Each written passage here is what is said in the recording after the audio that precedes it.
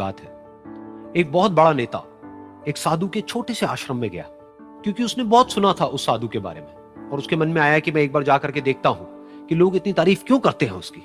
तो जब वो उस आश्रम में गया तो वहां पर एक छोटा सा कमरा था जहां पर एक कालीन बिछा हुआ था। वहां पर कुछ लोग बैठे हुए थे नीचे और साधु जी सामने बैठे हुए थे।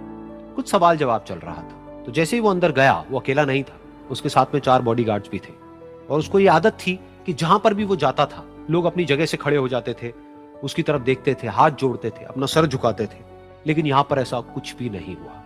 साधु ने उसकी तरफ देखा तक नहीं, क्योंकि वो साधु किसी के सवाल का जवाब दे रहे थे।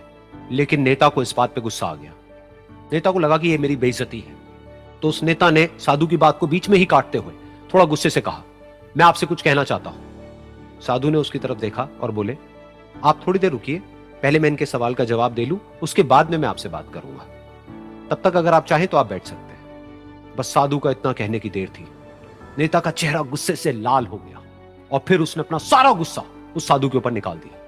अभी तक वो नेता बहुत ही तमीज से बात कर रहा था, यानी कि आप कह करके बात कर रहा था। अब वो तू तड़ाक पे उतर आया।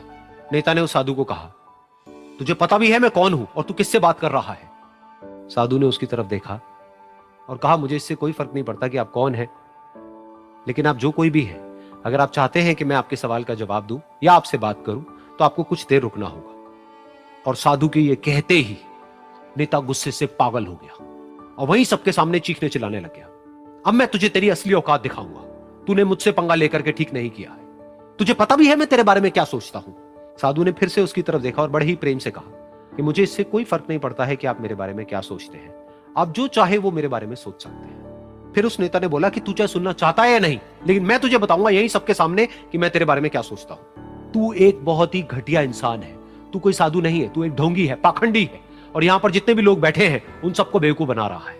तेरा बस एक ही मकसद है कि इन लोगों की जेब में जितना भी पैसा है वो सब तेरे पास में आ जाए। तू अपने फायदे के लिए इन लोगों का इस्तेमाल कर रहा है और अब मैं तुझे नहीं छोड़ने वाला। तेरा पर्दाफाश करके रहूंगा पूरी दुनिया के सामने।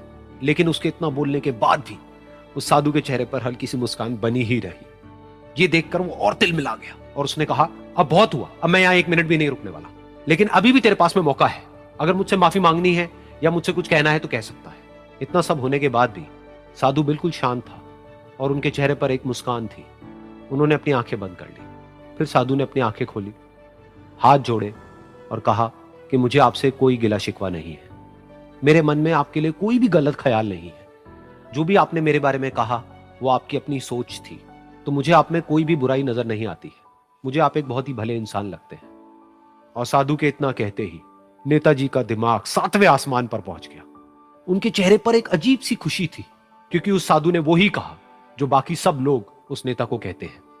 और वो खुशी खुशी उस आश्रम से अपने घर की तरफ चला गया और जा करके अपने पिताजी के साथ